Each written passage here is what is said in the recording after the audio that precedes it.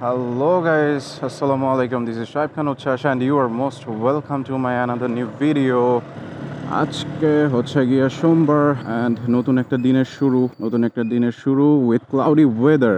এখন হচ্ছে রাস্তাঘাটে সুন্দর সুন্দর আলপনা দেখা যাচ্ছে। কালকে আসার সময় দেখতে পাইতেছিলাম উত্তরার না, ঢাকা শহরের বিভিন্ন জায়গায় স্টুডেন্টরা না, বিভিন্ন বয়সের মানুষ, স্বেচ্ছাসেবী সবাই হচ্ছে আলপনা করতেছে, ঢাকার রাস্তাটাকে সুন্দর করে সাজানোর চেষ্টা করতেছে। It looks good. পাশাপাশি মনে করেন যে আমাদের জ্যামেরও সৃষ্টি হয়ে যাচ্ছে এই আলপনার কাজ করতে গিয়ে। আই উড রিকোয়েস্ট যারা এই সুন্দর কাজগুলো করতেছে তারা একটু সতর্কতার সাথে করবে, যেন হচ্ছে গিয়া আমাদের রাস্তাঘাটে চলাচলে একটু অসুবিধা কম হয়। আই ক্যান অ্যাজিউম, আমি তো বের হইলাম কয়টা 9টা বাজার 10 মিনিট আগে, তো I have to face the rain. আমি রেইনকোট আনি নাই, বাট ভিজা ছাড়া কোনো ওয়ে নাই, কিন্তু আমি ভিজতে পারবো না, আমাকে এক জায়গায় দাঁড়াইতেই হবে। আজকে আমার সাথে ল্যাপটপ আছে, ট্যাব আছে, ফোন আছে, সবচেয়ে বড় কথা আমার নিজের বডি সবচেয়ে বড় সম্পদ, এটারে ভিজানো যাবে না, জ্বর আসলে প্যারা হয়ে যাবে। তেল ভরছিলাম সেদিন 500 টাকা, আর তেলটা এত তাড়াতাড়ি ফুরাই গেল।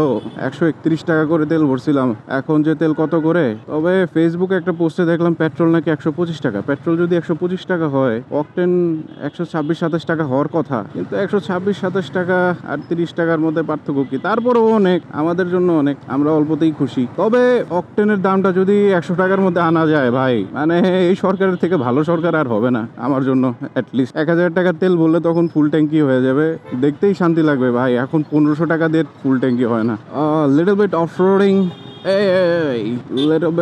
রোডিং, এই শিট ম্যান। কালকেও ভালো জ্যাম ছিল, আজকেও আমার মনে হয় ভালো জ্যাম হবে। মেট্রো রেল যেহেতু এখনো চালু হয় নাই, মেট্রো রেল চালু না হওয়া পর্যন্ত রাস্তায় এই প্রেশারটা থাকবেই। আবার বন্ধ করে দিল নাকি? ওরা তো পুলিশের থেকে তাড়াতাড়ি সিগন্যাল দেয়।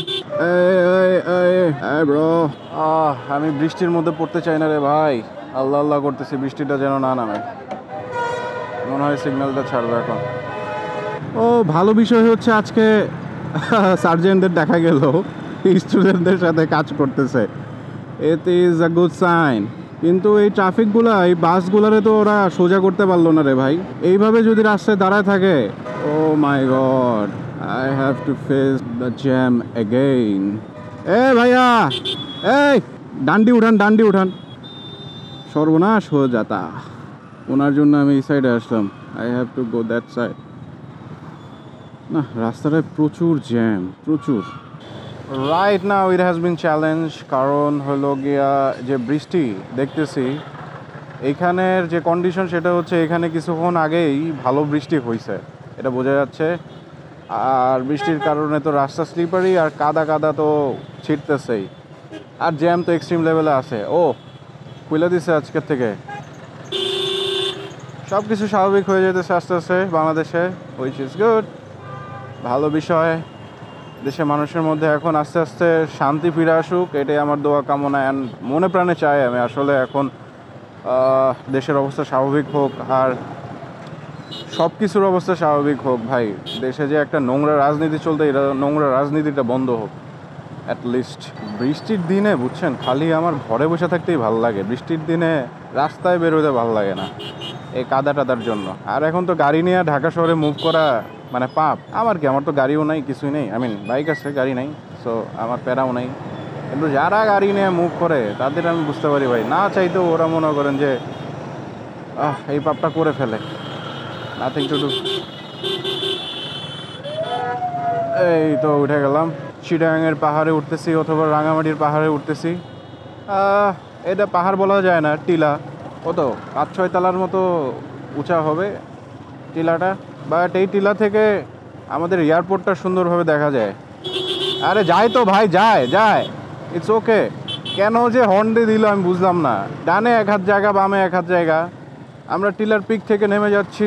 এই রোডটাতে ভালো বৃষ্টি হয়েছে, তারপরও রাস্তাটা স্লিপারি না, অনেক সুন্দর রোড। এই রোডটা আঁকা বাঁকাও না, শুধু সোজা চলে গেছে। এই পাহাড়ের বৈশিষ্ট্যই এটা, একদম সোজা, আঁকা বাঁকা নাই কোনো।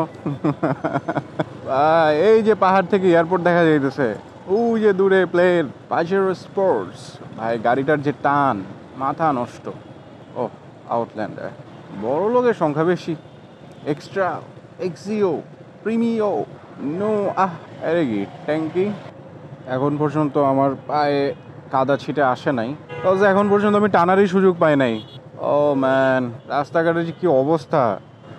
এই জ্যামটা একদম নিকুঞ্জ পর্যন্ত। উদয় বাসগুলা উল্টাপাল্টাভাবে দাঁড়ায় থাকবে, সেই এক একজন মন মতো এক এক জায়গায় নিয়ে দাঁড়া করবে, এক একজন এক একভাবে চালাবে। বাংলাদেশে ধরতে গেলে এত গাড়ি না যে মানে জ্যামে একবারে আটকা হয়ে থাকতে হবে। ভাই কি যে একটা ওয়েদার, মারাত্মক। এতক্ষণ ক্যাটস অ্যান্ড ডগ বৃষ্টি হচ্ছিল। কপাল ভালো যে অফিস থেকে বের হওয়ার আগে দেখি যে বৃষ্টি কমছে বলতে বৃষ্টি নাই এখন, বাট রাস্তাঘাটের অবস্থা দেখে বুঝতেই পারতেছেন কি পরিমাণ বৃষ্টি হয়েছে। আজকে অফিস থেকে বের হইতে একটু লেট হয়ে গেছে। লেট হওয়ার কারণ হচ্ছে অফিসে বসে বসেই আমি এডিট করতেছিলাম। গত 2 দিন ধরে আমি কোনো ভ্লগ আপলোড করি নাই। আর এটার পিছনে কারণ ছিল বাট হচ্ছে মেন কারণ সেটা হচ্ছে যে ভ্লগ আমি শুট করছি সেটা আসলে ল্যাপটপে সাপোর্টই করতেছিল না, কেন জানি। এটা কোনো টেকনিক্যাল ইস্যু আই গেস। এতদিন তো মোটামুটি শুরুর দিকে যে ঝামেলাটা ছিল, পরবর্তীতে সেই ঝামেলাটা কমছিল, মানে সুন্দর মতো এডিট করতে পারতেছিলাম। 1080pর ফুটেজগুলা সুন্দর মতোই এডিট হইতেছিল, বাট হুট করে কেন জানি আমার ল্যাপটপে আবার সে প্রিমিয়ার প্রো কাজ করতেছিল না। তো কয়েকবার ট্রাই করছি, কাজ হয় নাই। আগে অফিসে বসে বসে অনেক কষ্টে গুতায় অনেক টাইম নিয়ে পরবর্তীতে বাকি একটা ভিডিও কমপ্লিট করছি। কালকের ভিডিওটা কমপ্লিট করতে পারছি। এখনো ফুলফিল বুঝতে পারতেছি না যে আসলে সমস্যাটা কি। সমস্যাটা বুঝতে পারলে তাহলে না সমাধান করতে পারবো। মেইনলি সমস্যা হচ্ছে আসলে এই জিপিইউ ছাড়া যে ল্যাপটপ বা পিসি, ওগুলাতে আসলে এডিট করে মজা নেই। আর ল্যাপটপটার বয়সও হয়েছে ভালোই, অনেক দিন সাপোর্ট দিছে আমাকে, আলহামদুলিল্লাহ। এই সাপোর্ট দেওয়ার জন্য অনেক বেশি থ্যাঙ্ক আমার এই ল্যাপটপটা সেই ভার্সিটি লাইফ থেকে আমাকে সাপোর্ট দিয়ে যাচ্ছে। বাট এখনো মাঝে মাঝে বলে যে আমাকে রিটায়ারমেন্টে পৌঁছায় যেতে হবে, কিন্তু কিছু করার নাই। আমার ল্যাপটপ কেনার আগ পর্যন্ত ওরই চলতে হবে, ওরই বুড়া বয়স পর্যন্ত কাজ করতে হবে। Nothing to do bro. এরকম ওয়েদারে আমি উঠে গেলাম আবার রাঙামাটির পাহাড়ে। ওই যে একদম গিরিখাত দেখা যাচ্ছে, নিচে একটা নদী, পাহাড়ের ধার ঘেঁষে আরেকটা রাস্তা নেমে গেছে। আল্লাহ জানে এই ভিডিওটা আমি এডিট করে কবে ছাড়তে পারবো। আমি তো দেখি R15 চালাইতেছি ব্রো, আবার আমি সুইচ করে ফেলছি R15। আমার জিক্সারটা আলামিন ভাইকে দিছি, তার R15টা আমি নিয়ে নিছি আবার, যদিও এবার নিছি একদিনের জন্য। আজকে ট্রাফিকের সাথে হচ্ছে স্টুডেন্টরাও আছে। অ্যান্ড একটা ইন্টারভিউতে দেখলাম ট্রাফিক বলতেছে যে স্টুডেন্টরা ফুল সাপোর্ট করতেছে, ফুল। আমার কাছে এই বিষয়টাই ভালো লাগে। বাংলাদেশের মানুষ আসলে মানুষকে আপন করে নিতে পারে, যেমন ঘৃণাও করতে পারে তেমন আপন করে নিতে পারে ইজিলি। বাংলাদেশের পুলিশের যে এখন যে রূপটা, এই রূপটা যদি আন্দোলনের আগে দেখাইতো তাহলে তো আর এত কষ্ট করা লাগতো না ভাই, এতগুলা মানুষ মারা যেত না। যাই হোক, যা হবার তা তো হয়েই গেছে, এটা তো আর ফেরাবার না। বাট আমরা এখন একটা নতুন বাংলাদেশ পাইছি, এটাকে যেন আমরা নষ্ট না করে ফেলি, এটা আমাদের নিজেদের মধ্যে এই বোধটা থাকতে হবে।